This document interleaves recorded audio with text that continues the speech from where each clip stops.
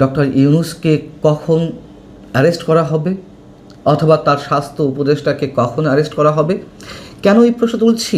একটা উদাহরণ দিয়ে বলি, এবং এই প্রশ্নটির উত্তর বের করাটা, উত্তর মেলানোটা আমাদের জন্য খুবই প্রয়োজন। একটা উদাহরণ দিতে চাচ্ছিলাম, সেটি হচ্ছে যে গত 27শে মে রাজধানী আদ্দিন হসপিটালে 6 নবজাতকের একসাথে মৃত্যুর ঘটনা ঘটল, যেটি সারা বাংলাদেশে আলোড়ন সৃষ্টি করেছিল।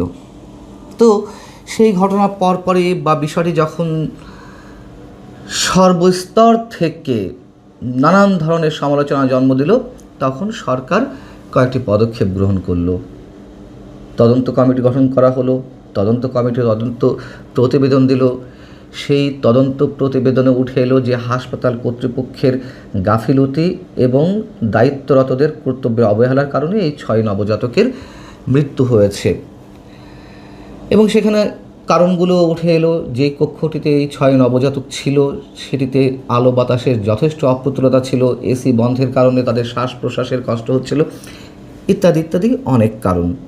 এবং পরবর্তীতে সরকার যে সিদ্ধান্ত নিল তা হচ্ছে আদ্দিন হসপিটালের লাইসেন্স বাতিল করা হলো, হাসপাতালটিতে তালা লাগিয়ে দেওয়া হলো।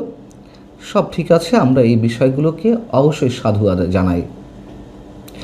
যদি দায়িত্বে অবহেলার কারণে এবং দায়িত্বে গাফিলতির কারণে হাসপাতাল কর্তৃপক্ষের লাইসেন্স বাতিল করা হয় এবং হাসপাতালে তালা লাগিয়ে দেওয়া হতে পারে 6 শিশু মৃত্যুর জন্য, তাহলে 643 জন শিশুর মৃত্যুর জন্য ডক্টর ইউনূসের কী শাস্তি হবে?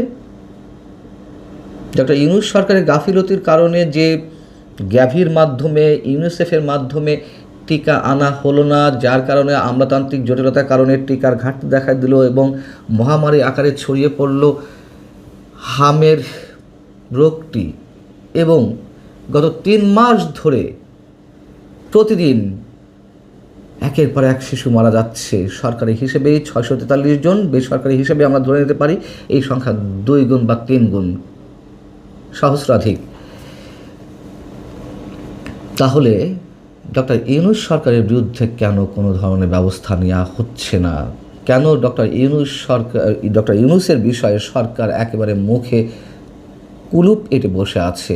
এবং এই হামের প্রাদুর্ভাবের জন্য অথবা এই যে শত সহস্র শিশুর মৃত্যুর জন্য যে ডক্টর ইউনূস সরকার দায়ী, তা তো বৈশ্বিক একের পর এক সংস্থা থেকে শুরু করে খোদ সরকারের মধ্য থেকেই এখন দায়ী করা হচ্ছে ডক্টর ইউনূস সরকারকে।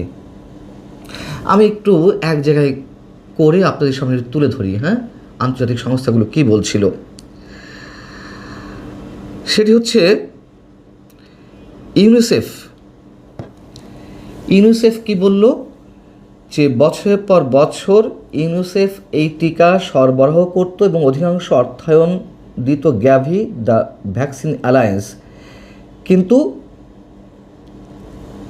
সেখান থেকে সরে এলো ডক্টর ইউনূস সরকার, যার কারণে হামের প্রাদুর্ভাব দেখা দিয়েছে। এবং ইউনিসেফের বাংলাদেশ প্রতিনিধি রানা ফ্লাওয়ার্স তিনি তো সংবাদ সম্মেলন করেই বললেন যে আমি ঈশ্বরের দোহাই দিয়ে বলেছিলাম এমনটি করবেন না। নূরজাহান বেগমের উদ্দেশ্যে তিনি বলেছিলেন এতে টিকাদান কর্মসূচি ব্যাহত হয়ে প্রাদুর্ভাব দেখা দিতে পারে, আমরা বারবার সতর্ক করেছিলাম।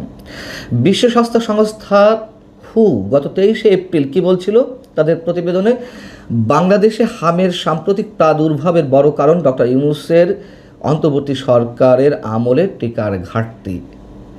বিশ্ববিখ্যাত বিজ্ঞান সাময়িকী দ্য সায়েন্সের প্রতিবেদন, সেখানে কি বলা হচ্ছিল যে এই মহামারীর জন্য অবশ্যই অন্তর্বর্তী সরকার দায়ী।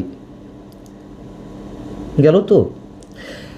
এমনকি আমাদের প্রধানমন্ত্রীর তথ্য বিষয়ক উপদেষ্টা ডক্টর জাহিদুর রহমান তিনিও সংবাদ সম্মেলন করে সমালোচনার মুখে বলতে বাধ্য হলেন, বা সরকারের সিদ্ধান্তটি তিনি জানিয়েছেন আমরা ধরে নেব। তিনি বললেন যে অন্তর্বর্তী সরকারের আমলে কেন টিকা দেওয়া হয়নি তা খতিয়ে দেখবে সরকার। খতিয়ে দেখেছে সরকার? কোনো উদ্যোগ নিয়েছে? নেয়নি তো সম্ভবত।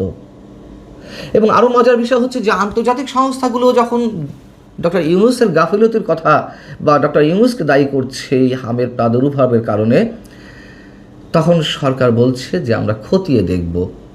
তার মানে বিশেষ একটা হিডেন এগ্রিমেন্ট ডক্টর ইউনূসের সাথে বিভিন্ন ক্ষেত্রে বর্তমান সরকার রয়েছে, আমরা ধরে নিতে পারি।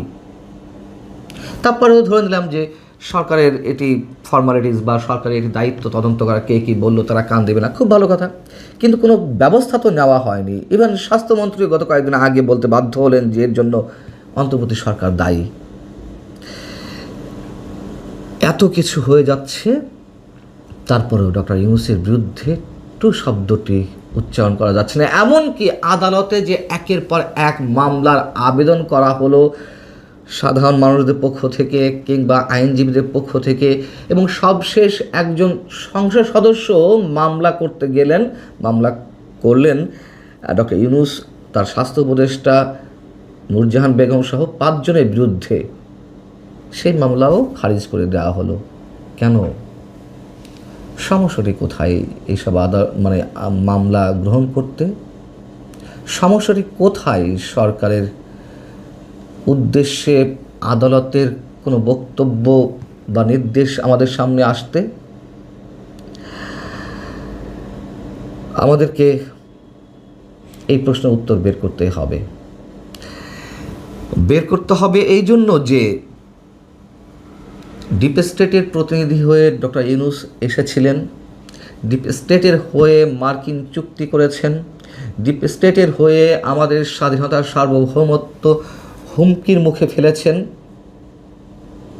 সেই ডিপ স্টেটের প্রমাণিত ডিপ স্টেটের প্রতিনিধির বিরুদ্ধে যদি সরকার কোনো ধরনের ব্যবস্থা না নেয়, আমি অন্য সব বাদ দিলাম, মার্কিন চুক্তি বা অন্য আর যা কিছু আছে, এই যে শত শত মায়ের কোল খালি করা, প্রতিনিয়ত খালি হচ্ছে, সেসবের বিষয়ে সরকারের পক্ষ থেকে কোনো উদ্যোগ থাকবে না ডক্টর ইউনূসের বিরুদ্ধে। যদি না থাকে, মানুষ অনেক কিছু মিলিয়ে নেবে, কার সাথে কে যুক্ত, কে ডিপ স্টেটের প্রতিনিধি, কে ডিপ স্টেটের হয়ে এখনও খেলছে, কারা ক্ষমতায় আছে, কারা ক্ষমতায় আসতে চায়, অনেক হিসেবেই জনগণের কাছে পরিষ্কার হয়ে যাবে।